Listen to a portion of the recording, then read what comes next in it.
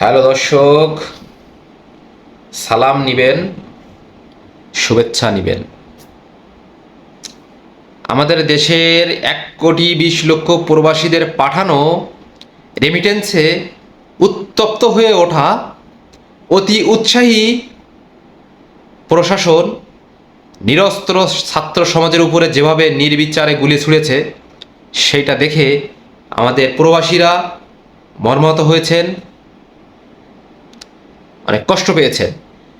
তো তার প্রেক্ষিতে ওনারা সিদ্ধান্ত নিয়েছেন রেমিটেন্স শাটডাউনের, যে কারণে বাংলাদেশের বৈদেশিক মুদ্রা রিজার্ভের পারদ কিন্তু একটু একটু করে গলতে শুরু করেছে।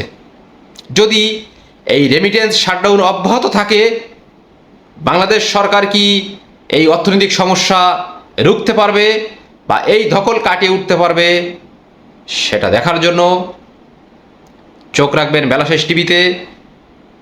রেমিটেন্সের প্রবাহ উঠছে, নামছে, ডাইনে যাচ্ছে না বামে যাচ্ছে, সমস্ত আপডেট নিয়ে আপনাদের সামনে হাজির হয়ে যাব আমি আশরাফ রিপন।